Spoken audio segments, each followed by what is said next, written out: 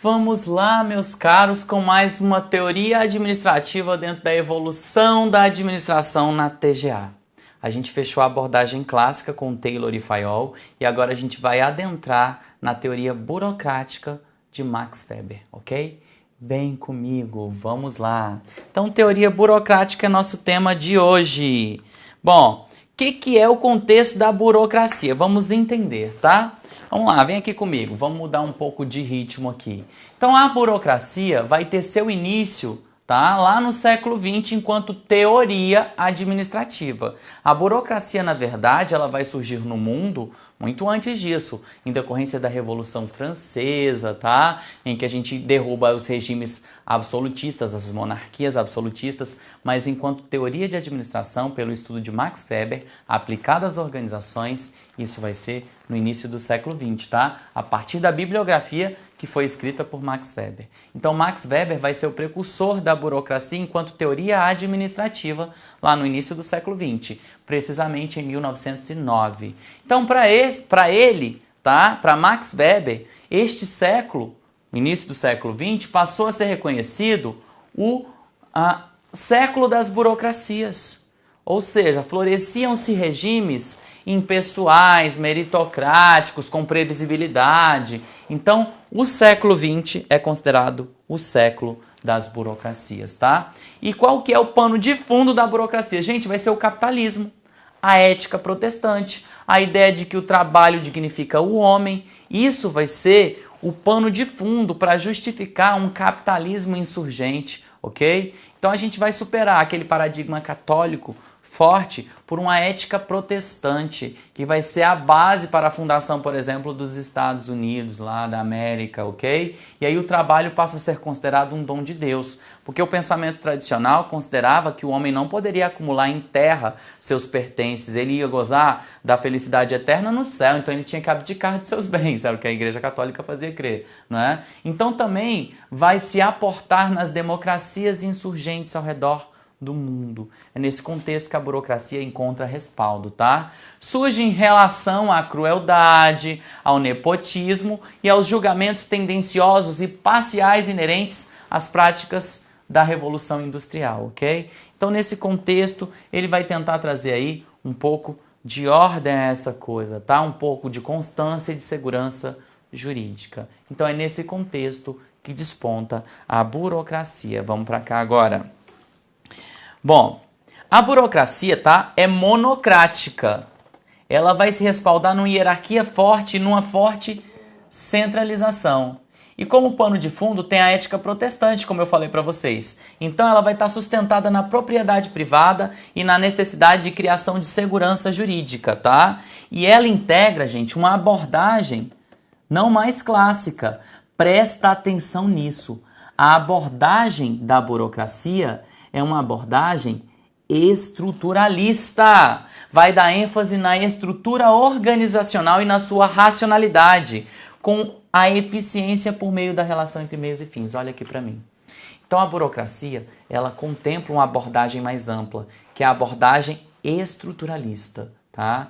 Assim como Taylor e Fayol contemplam uma abordagem clássica, tá? Então tem a administração científica e teoria clássica. Elas estão dentro de uma abordagem, ou seja, a administração científica é uma teoria clássica é outra teoria, as duas formam uma abordagem. A mesma coisa ocorre com a burocracia. Nós teremos a teoria da burocracia e nós teremos a teoria estruturalista que a gente vai estudar mais adiante. Uma mais a outra forma a abordagem estruturalista.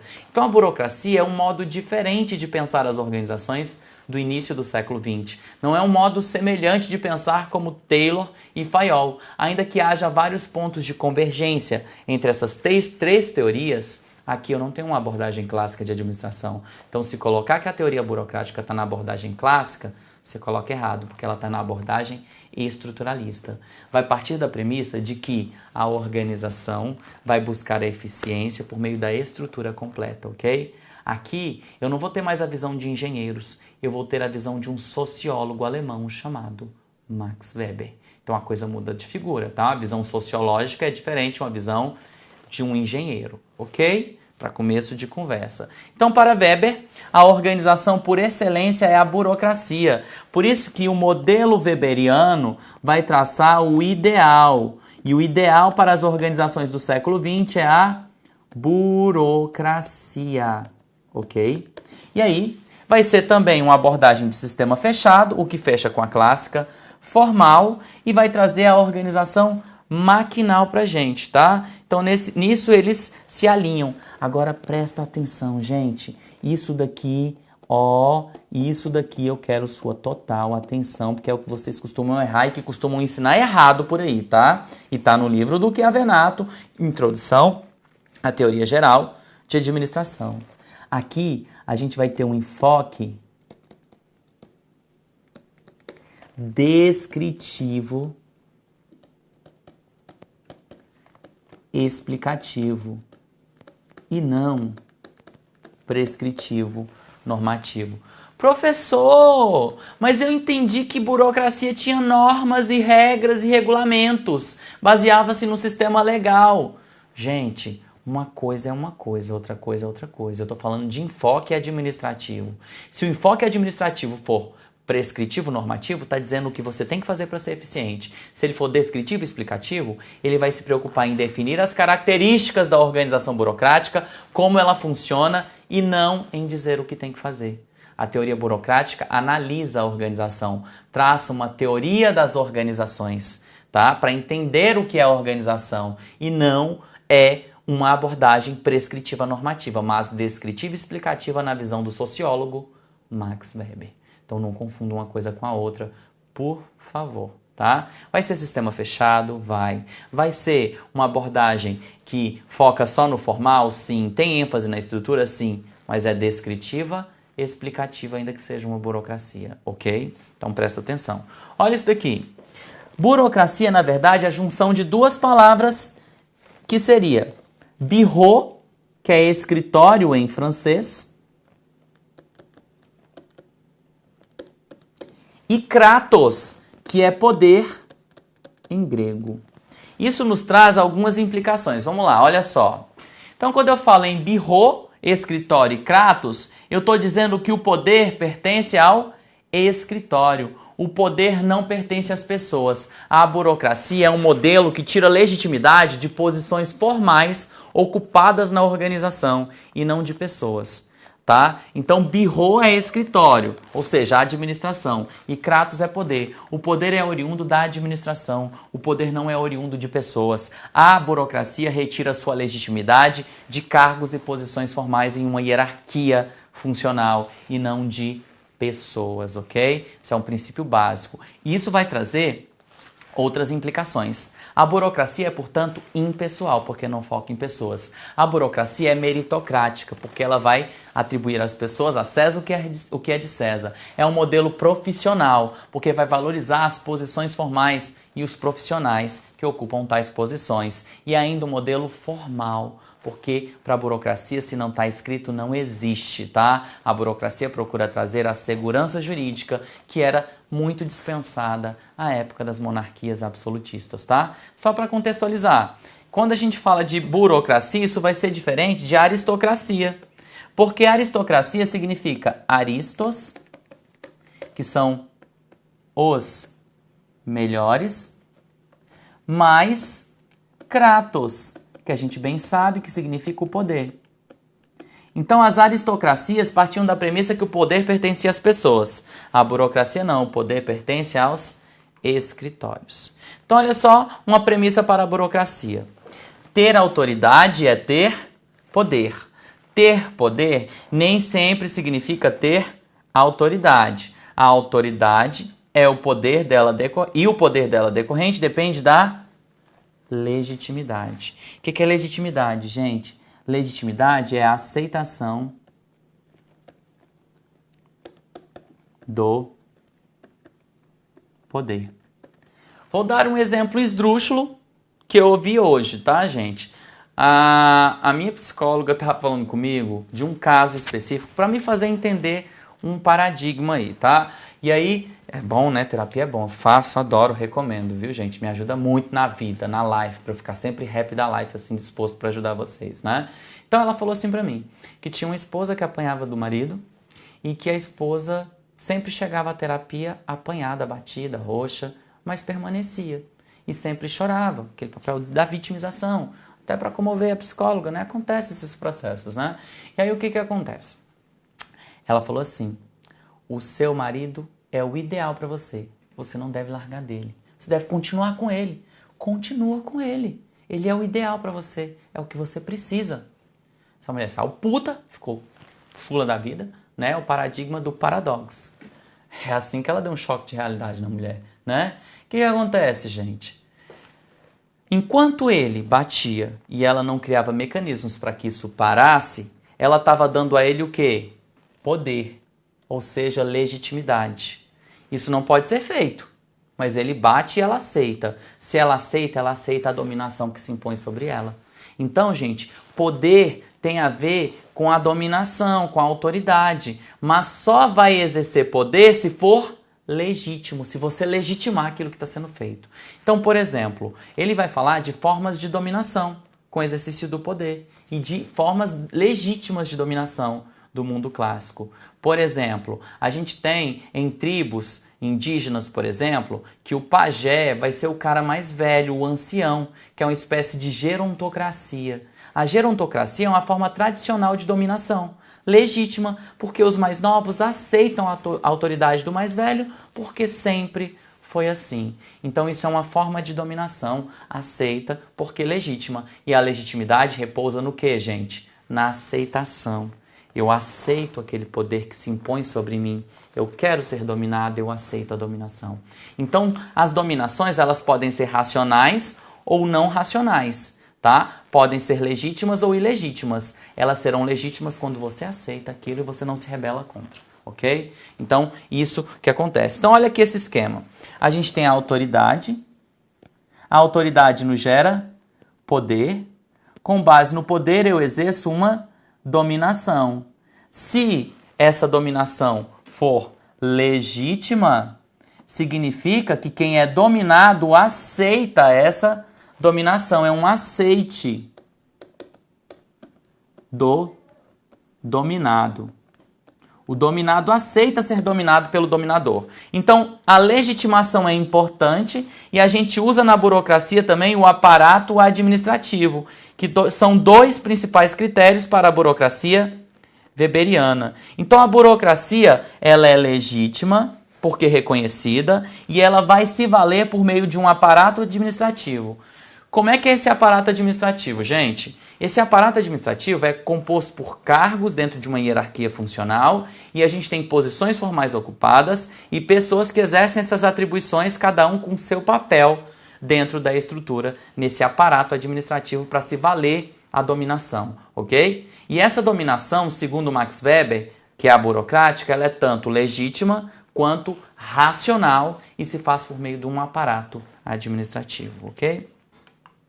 Então, olha lá, vamos aqui comigo que eu vou traçar para vocês as formas de dominação e os tipos de autoridade que se podem exercer sobre as pessoas, tá? A primeira forma de dominação é a tradicional, tá? A tradicional, gente, ela é característica do patriarcalismo, do patrimonialismo, do conservantismo.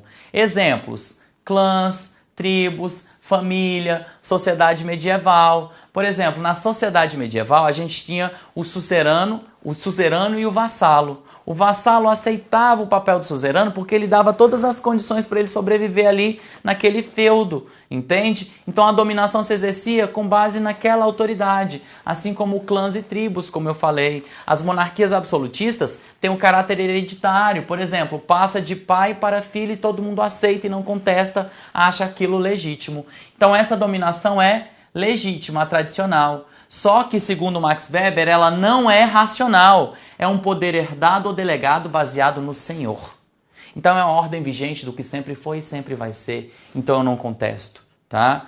Por exemplo, na República do Café com Leite no Brasil, a gente tinha revezando no poder Minas e São Paulo. a gente aceitava essa dominação à época, até que alguém rompeu com o Pacto Federativo, e aí desse rompimento entra Getúlio Vargas no poder, um presidente não mais de Minas ou São Paulo, mas do Rio Grande do Sul. Tá? Então o que a gente tem aqui? Uma dominação tradicional sendo rompida. E quando Vargas entra, a gente vai ter uma dominação burocrática. Mas a gente vai chegar lá quando falar em administração pública, ok?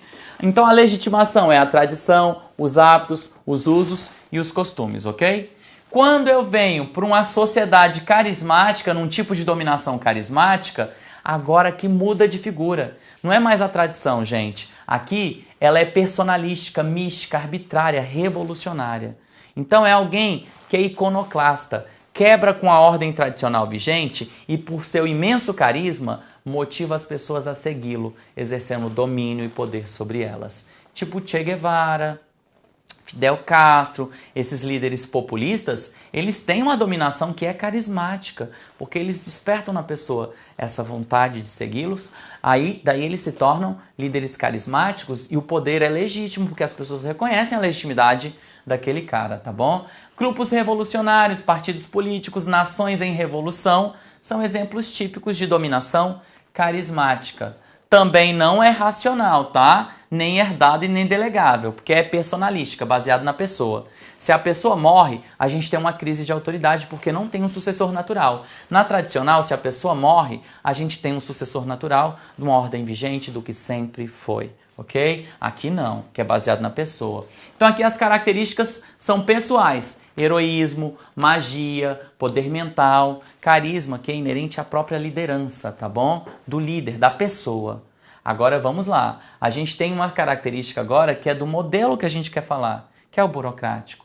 O burocrático vai ser legal, racional ou ainda modelo racional legal. Vai ser impessoal, formal e meritocrático, tá? Isso é a burocracia, a dominação burocrática. Ela vai trazer pra gente a racionalidade dos meios e dos fins. Então, o que é eficiência para a burocracia? É a correta correspondência entre os meios e os fins e sua racionalidade. Isso é típico dos estados modernos, que surgem depois da Revolução Francesa, muito em decorrência também da ética protestante, tá bom? Das grandes empresas e do exército. E aí, por fim, a gente tem aqui características, é legal, racional, impessoal, formal e meritocrática. Guardem essas características que são básicas acerca da burocracia, Birro mais Kratos, e ela vai ter aqui como legitimação a própria justiça da lei, porque ela é baseada em normas legais, promulgação e regulamentação de normas legais previamente definidas. Isso é muito importante, tá, gente? Vamos lá, então, avançando aqui para a gente entender com profundidade a burocracia. Então, ela vai buscar a racionalização, que é a adequação entre meios e fins, ou seja, a eficiência. A burocracia nasce visando a eficiência e até certo ponto ela vai conseguir. Focaliza a divisão do trabalho, a diferenciação funcional, especialização e integração, ou seja, hierarquia de autoridade, excesso de regras e regulamentos. Cuidado, não é porque ela tem excesso de regras e regulamentos que ela se torna prescritiva normativa, não. Ela continua sendo descritiva, explicativa. E olha, gente, isso aqui eu quero que vocês guardem. É o único dos modelos que a gente vai estudar, desses todos, que se baseia, tá? Ou baseia-se em normas legais. Ou ainda tem o caráter legal das normas. Então, olha aqui para mim. A burocracia foi criada para ser um sistema pródigo de normas, em que todo e qualquer comportamento humano seja previsível, tá? Isso segundo a teoria weberiana. Então a gente vai ter a formalização das comunicações, não vale nada que foi dito, tem que ser escrito, impessoalidade no relacionamento entre as pessoas, vai ser um modelo bastante rígido e inflexível, com unidade de comando, que vai pregar o mérito e a profissionalização, em que as pessoas vão sendo promovidas constantemente até chegar lá no topo da hierarquia de forma automática, vai se basear em cargos e não em pessoas, como eu já havia prenunciado a vocês, tá? Então, olha lá, aqui a gente vai ter o conceito de homem organizacional. A gente rompe com a ideia da abordagem clássica que era homem econômico. Burocracia não adota a visão de homem econômico, não, é homem organizacional. Então olha lá o conceito de homem organizacional. Segundo Weber, um homem pode ser pago para agir e se comportar de maneira pré-estabelecida, a qual lhe deve ser explicada muito minuciosamente, em hipótese alguma permitindo que suas emoções interfiram no seu desempenho. A pessoa vai desempenhar vários papéis dentro da organização. A organização é um sistema de funções, de papéis, cada um no seu quadrado, de forma pré-estabelecida, ok? Aqui a gente vai ter flexibilidade em face das constantes mudanças que ocorrem na vida moderna e na diversidade de papéis desempenhados na organização. Tolerância às frustrações. As pessoas têm que ter tolerância às frustrações para evitar o desgaste emocional decorrente do conflito entre as necessidades organizacionais e individuais, cuja mediação é feita através de normas racionais escritas e exaustivas. Então, a burocracia, segundo Weber, traz uma confiança das pessoas nas normas que são escritas e exaustivas. Então, você evita as frustrações porque tudo já está escrito. Você evita esse conflito, tá? Para evitar a fadiga, o desgaste. E as pessoas na burocracia devem ter a capacidade de adiar as recompensas e o trabalho rotineiro na organização em detrimento das preferências pessoais. Então ela tem que ter essa capacidade, tá? Adia as competências e compensa o trabalho rotineiro em detrimento das preferências pessoais. Isso é o que tem que ser exigido das pessoas na burocracia. E um permanente desejo de realização para garantir a cooperação e a conformidade com as normas organizacionais para obter as recompensas sociais e materiais. Ou seja, todos os benefícios inerentes à organização vão estar presentes na norma. De antemão você já sabe todos os seus direitos e garantias, os seus benefícios. Isso é característica burocrática, ok? E olha, gente, importante. Eu estou falando em burocracia a todo tempo e eu tenho certeza que muita gente está pensando o seguinte, gente, olha aqui em mim, ó, estou na outra câmera. Vocês devem estar pensando o seguinte, gente, burocracia é só de organização pública. Por favor, burocracia é um modelo inerente a todas as organizações do século XX. Existe burocracia em toda e qualquer organização, pública, privada, comercial, não comercial, com ou sem fins lucrativos. Então não viaja nessa ideia, ok? Burocracia é inerente a qualquer sistema organizacional e, segundo o modelo weberiano, é o modelo ideal para as organizações do século XX. Então vamos lá, seguindo. Características da burocracia segundo Max Weber.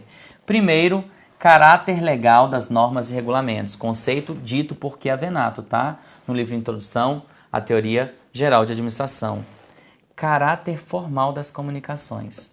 Isso aqui eu já tinha falado, caráter legal das normas. Vamos lá, gente. O que acontece? O que tem a ver esse caráter formal das comunicações? Tem a seguinte relação. Para a burocracia, não adianta só dizer.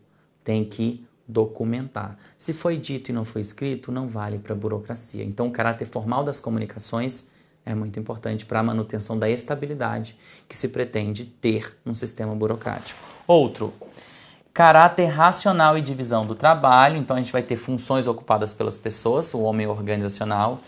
Impessoalidade nas relações, que você não age nunca em favor de um em detrimento do outro. Hierarquia de autoridade com forte centralização. Rotinas e procedimentos padronizados para trazer segurança às pessoas. Competência técnica e meritocrática. Aqui eu vou falar um pouco sobre isso, olha aqui para mim.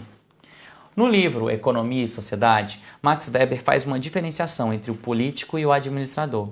Ele diz o seguinte, o político é por vocação, o administrador é por profissão.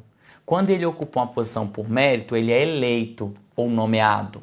Ele é nomeado. Segundo ele, a eleição escapa da razão, não é racional. Agora, o nomeado é nomeado porque tem mérito. É como acontece no concurso público, tá, gente? Nomeação é mérito. Você estudou, passou, você merece. Você tem mérito. Agora, o cara que se candidata como prefeito de um município, compra voto, tem um bando de gente que não sabe votar e é eleito, isso escapa da razão. Isso não tem a ver com mérito. Então, segundo ele, político não é profissão. Político é vocação, ok? Vocação para roubar. Né? No caso brasileiro tem sido. Enfim, ele vai pregar a especialização da administração nos vários escalões, a profissionalização dos participantes e olha isso, completa previsibilidade do comportamento. Segundo a teoria burocrática, gente, a administração é um sistema pródigo de normas que antevê, prevê todo e qualquer comportamento humano, o que não é bem verdade, ok? E aí eu quero que vocês entendam o seguinte, isso daqui eu estou falando do modelo weberiano. Você deve estar se perguntando, gente, que burocracia linda. A burocracia é tudo isso, mas eu estudei que a burocracia é uma merda. Gente, o modelo burocrático weberiano vai falar de uma burocracia ideal.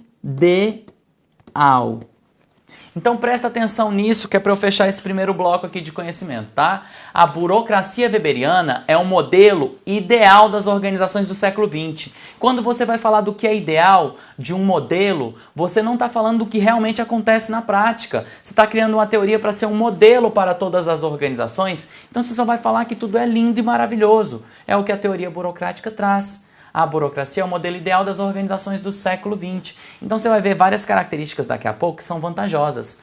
Sai do senso comum. Não pensa que a burocracia é ruim. Na verdade, a burocracia trouxe a modernização dos estados, tá? Os estados modernos vão surgir em decorrência da burocracia. A própria evolução da administração pública ocorre em decorrência da implantação do regime burocrático. Então aí, a burocracia é extremamente importante para as organizações. E isso você vai falar, a burocracia traz lentidão, impessoalidade, falta de trato com as pessoas, eu odeio a burocracia. Gente, isso não é a burocracia, isso são as disfunções burocráticas do modelo posto em prática. Então a gente está estudando um modelo ideal weberiano que só vai ser lindo e floreado. Então presta atenção, acorda para cuspir, vamos dar uma pausa, daqui a pouco a gente volta com mais burocracia weberiana para você. Tchau!